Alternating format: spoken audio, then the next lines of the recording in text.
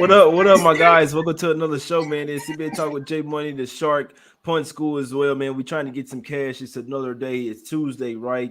Unfortunately, got some bad news. I'm not. It happens though, man. But Shark, what's up with you, my guy? How are you doing over there? Like the hat. What's going on with you, brother? Well, taking a breath. Nice little workout. Symphony Orchestra lead into a beautiful Tuesday show here. May 3rd, 2022, doubleheader TNT Sports. This is where it gets good in the playoffs. Second round, you get the top teams in each conference, peak motivation. I'm motivated to talk to one man in Australia. That is Punt School. Josh, what's going on this morning? What's up, my man? Jay, how we doing? Things are good. It's a good day of basketball ahead. I know we got some pretty unfortunate news that just came through, but it's a good day of basketball ahead, and I still think there's a lot of good opportunities there for us to jump on. Yeah, we're definitely gonna try to get some cash, man. Josh, like, man, he pissed over there. This smart news. I'm with him though, man. It happens though. I did think he was gonna tough it out, but let's go ahead and talk about it. It's all business here, man. We're going to the streets of Boston here, Beantown. It's the reason my shirt's green, so that's why I'm just like a floating head here. It's just the head and the chains that all you see, man. But we got the Celtics. It's come down to 4 now. It was at 5, 4.5, 4. You see, they're still going to win the game. It's still going to be Smack City, or they're going to lose outright. Obviously, you down 2-0, you're a favorite. I mean, you don't want to go down 2-0. You're a favorite here at the house. Peak motivation, sense of urgency. It sucks not having Smart out there, but they have guys that can fill in this role. Guys like Derek White, you know what I'm saying? And it just puts a bigger emphasis on Jaylen Brown and Jason Tatum are going to have – we got to remember, sometimes these guys can play point guard as well. You're going to have to ball out tonight. I still think the team matches up well with the Bucks, man. We know they got smacked in that game one, but I still think the Celtics can win this series. And with me saying that, I have to take them tonight. I'm still on Celtics. I mean, I'm not cashing my shit out, man. I'm riding with the bets. I'm still on Celtics trifecta, and I still think we get done. P. Diddy, what you think, Shark? P. Diddy is away locker room. You know, I'm not sure if Marcus Smart, the pride of Oklahoma State, moves the ticker for my man Puffy Combs that much, but I do think Abaha is engaged on a beautiful, suddenly not so casual Tuesday afternoon. And what you're looking at here ultimately are numerous points. Of course, Jay started this. I'll continue. The ultimate desperation spot. Sometimes you don't really need to be able to cap NBA basketball. All you have to do is cap human psychology. When you're in a desperation spot and you're walking off the ledge, what are you going to do? You're going to give your best survivalistic effort. Right now is this game for Boston. Game 2 at home, top seed, losing outright. You can't go down 0-2 at home, going back on the road. And you look at what happened in the first round. I think this is very important stuff. Boston did not cover and played a very lackluster game in game 1. Then came back. They did come out flat, I must add. But in the second half, they really turned it up. Won the third quarter 30-25, fourth quarter 29-17, which is their brand of basketball in this 22 campaign. Of course, defense at the highest order. This is a triple revenge game. This is a line number for Boston. Boston was laying 4.5 and lost outright. They played awful. They shot 53s. It was not their brand. It was fledgling. It was juvenile. It was AAU, unregulated basketball. Bounce back tonight. Must need line number and situational dynamic. Official play 1 unit. Minus 4.5 down to 4 now. Josh, alignment, I believe. Yeah, look, I'm on the Celtics. I took the Celtics. I'm not buying out either. I still think that the spot is prime for them. I still think that the matchup advantages exist for them, even without Smart. And look, I'm a big Boston fan, so I know how important Smart is to this team. But I have a lot of confidence in Derek White being able to play extended minutes with this starting unit and being able to be efficient in a matchup like this. Just given what he gives them, especially someone who naturally plays in the mid-range. And as a result, it helps open up that space as well for Jaylen Brown, Jason Tatum.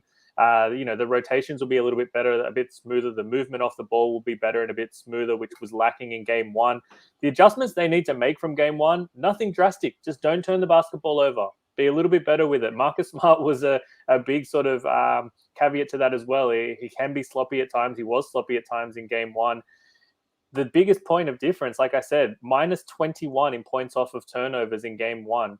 19 turnovers, which led to 28 points for the Milwaukee Bucks. You let that team play in transition, they're going to hurt you. Giannis is probably one of the best transition players in the game. You let him play in the open court, and they'll take full advantage of that. So I think a lot of it was sloppy from Boston in game 1. I don't think we get that in game 2. And if it's a game that is entirely predicated in half-court sets, then that's when you see Boston's advantages, I think, come to the fore. And like I said, I still think they exist even without Marcus Smart. It's not great, but now that they've acquired someone like Derek White to fill in that role, it's not going to be as noticeable as what it was in the early season. So a lot of people talking about the Celtics record without Smart, that was pre-trade. That was when they didn't have a secondary ball handler and someone with experience and poise that could help run the offense, whereas they have that now. So yeah, it won't be as noticeable, I don't think, in this game. And so I'm not changing position. I still think the Celtics get it done here.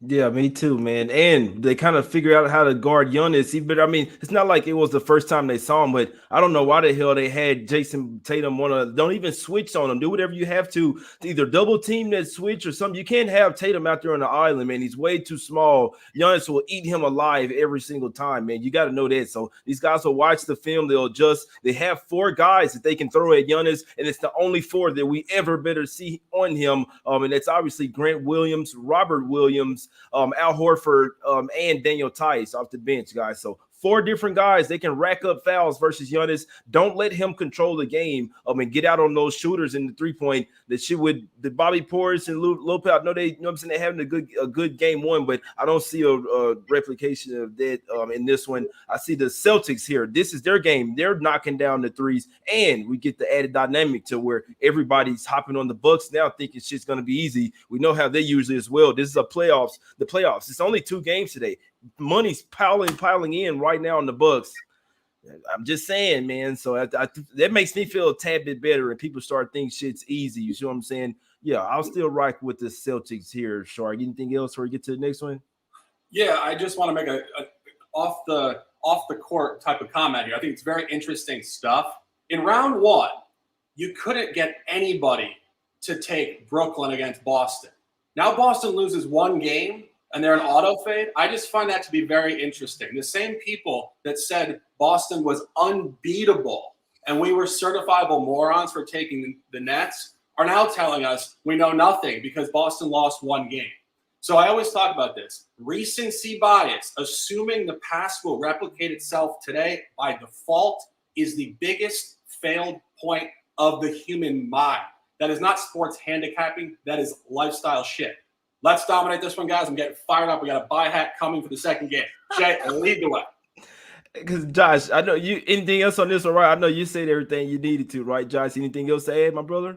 Yeah, I haven't got much more to add to that one, but I agree entirely. Recency bias is so big in the playoffs. We see it all the time, and we see it even with the next game we're going to talk about. Everyone thinks that the Warriors are going to go win 4-0 now because they won game 1 in a game where Draymond didn't play. But let's talk about that one in some detail now. Let's talk about it, man. Let's go over here to the Western Conference semifinals. We got the Shark over here hopping up and down and shit, man, ready to go pace over there. Nah, I like the energy, man. We got to bring top energy and vibes. You see what I'm saying? And shirts as well, man. But we got the Warriors here, land 2 on the road. This is game 2, Western semifinals. See what I'm saying? Grizzlies +2 at the house, man. Down 0-1. Peak motivation. It's damn near the same type of thing with the Celtics, man. We talked about these 2 games yesterday. We got up there. We're like, yeah, man. We know the spots for tomorrow, so we're here, right? I think the Grizzlies win this game, guys. Now, you look at it, Shark, as well. The Warriors obviously had a huge advantage. They had a week off. You could say that they were rusty, but still, it was a quick turnaround, 36 hours for the Grizzlies. Not a ton of time to look at film, all type of stuff. They're still fat and happy from the last series, and they still had a chance to look at the game. So I know a lot of people are saying, hey, all of this happened. Draymond went out. They missed a chance to win the game, but you got to look at it. They were already up against him with the rest advantage for the Warriors there. Now they really get a chance to dive into some tape. They're pissed off. This is the 3rd best team. You was the 2nd best team in the league and coming off a loss. I'll always talk about it. Mavs and the Grizzlies. You want to ride with them off of losses, man, especially the Grizzlies, especially at the house as well. It's not by default. It's just saying though they are the top teams to where they're shown coaching wise, they can really dive in and you know what I'm saying, dive into the numbers and make adjustments, right? It's what it's about. I like the Grizzlies here early and often again, Sharp.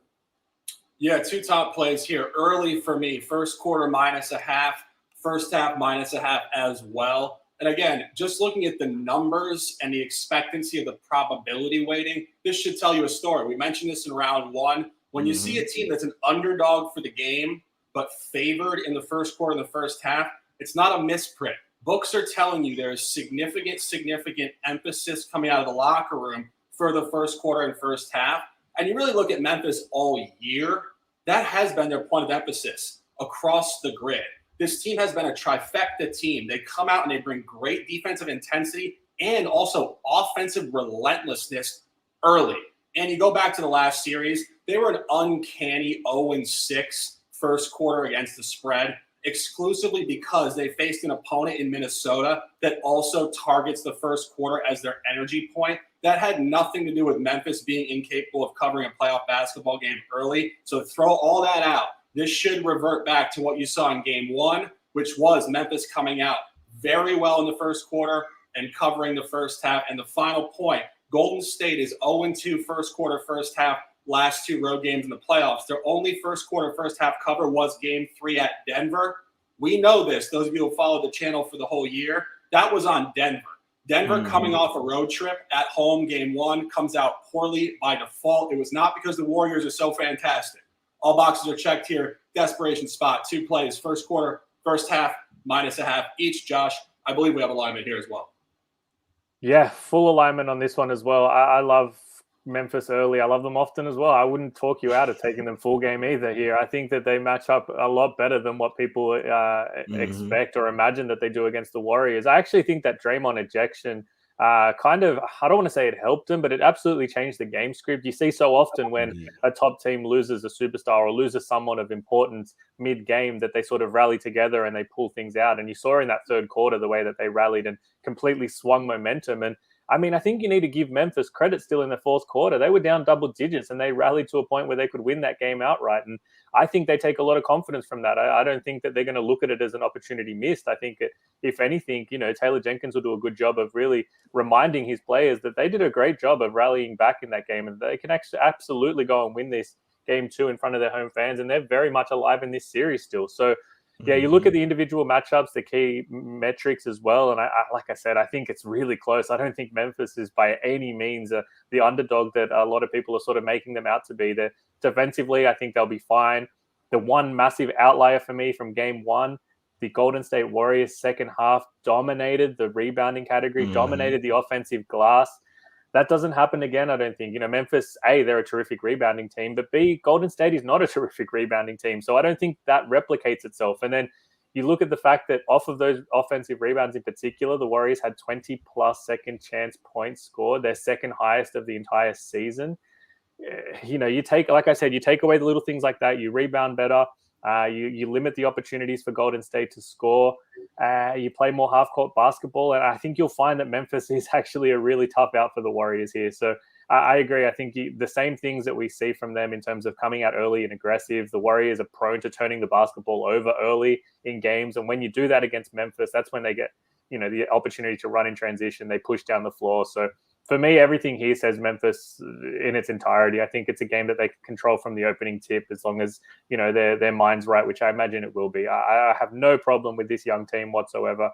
I'm not buying into this Warriors hype just yet. I think they've, been a little bit fortunate, if you will, in certain situations and spots against key teams. So we'll see what they're really made of in the entirety of this series. And one thing I like to stress to everyone is it's a series. It's 4 games for a reason. Don't judge these teams based on one game. So, yeah, let's see the best of the Grizzlies here in this one. Yeah, and if anything, I want to ride with the team that's coming in extra motivated in the desperation spot, like Char said. And you said captain psychology. That's what I like to do, man. Psychologically, you kind of sort of did your job already. I mean, you kind of already won this. You already stole back home court advantage. These teams know that that they match up well versus each other. It's going to go 6 or 7 game series. So regardless of that, I'd rather have my money on the team with the peak motivation, the team that's down 0-1, especially at the house here. I'll likely, not every single time blindly, but I'll take it 8 times out of 10 for sure, and I'll take my chances. You see what I'm saying? Shark, anything that I'm on Grizzlies trifecta though, but Shark, any other comments on this one, my brother? Nothing further on this. I just want to make a snapshot to how much we appreciate the chat. You guys in the chat dropping top angles, analytics, and great energy all year. This started on October 19th. It will resume again in October. The playoffs are now. It is May. I said May is for making millionaires. I said it in the fall. I said I'm going to make you guys millions. A couple people laughed. We had the best season in a long time. You gotta take control of yourself. You gotta dominate for yourself. We respect the hell out of you guys for interacting with us every single day. And ultimately, this is going to be a hell of a night. You got 2 top matchups. You got spots with the best teams in the league playing the type of basketball that makes people love March Madness because the teams try. They always complain about NBA players not trying. Well, here you go. The best players giving their best effort tonight. I'm going to enjoy it. We got 3 top plays. Josh, any further comments on this beautiful Tuesday afternoon here? Nothing to add. I feel very comfortable with all the 3 players that I've locked in and that you'll be joining me with. So, like I said, I love these situations and environments as well, where you get arguably the better team at home having to bounce back and respond. And it's not often you see it, but I feel like, if you look back at all recent history anyway, when it does happen, it does come to fruition, and they do show why they are the highest seed and the better team. Exactly. Now I'm right there with you there. I actually sometimes I'll be hoping that the road team steal that game 1. So because the game 2 spot that's the spot right there for the home team. You see what I'm saying? If not, your ass is getting swept, man. Let's talk about some shirts. Let's talk about some shirts, man. Right now until Friday, $10 off the Jay and Shark shirts, my brothers. We trying to look out for some people that maybe not be as fortunate. You dig what I'm saying? But I know we've been making you guys some thousands, tens of thousands, but regards to that, $10 off the Jay and Shark shirts. Still got Smack City, us against the bookies. Let's get some cash as well, man. We appreciate everybody for the support. Go check out the shirts. jmoneyismoney.com. We got J Money approved shades on there as well, my guys. But let's get to some free picks here. As every day, giving out free picks, guys. The least you can do is hit the like button, subscribe, share the show. Just try to get as many people in the chat. We sharing plays. We're trying to get some cash, trying to smack these bookies together, Josh. What you liking on today's card, my brother, and kick it over to Shark. Yeah, already locked in a -4.5 on Boston. I'm not budging on that, so you can get a better number now. I still think you go and get it. It's still a Boston spot for me in game 2, and riding with the Memphis Grizzlies early. First quarter, first half, -0.5 in both of those. I think they get it done. Shark, you are in full alignment, I believe. I am, and it feels good. Obviously, the 3 of us are not always on the same plays. And for those who have not followed since the fall and last year, we do not always agree. So when we agree across the board, you should trust these are the type of spots, as Jay said, you want to back long term. Of course, nothing is a mortal lock. Don't go nuts and throw 200 units on that. I don't know if 200 units are 10 cents on Twitter sometimes for some of these guys. But these are 1-unit plays for us. 3 top plays for me, first quarter and first half. Memphis Grizzlies at home, stand the hell up. And, of course, Boston at 4.5 or 4. It is a beautiful Tuesday afternoon. 9 words of lifestyle. Ride with your water. J Money. Close them out and let's dominate.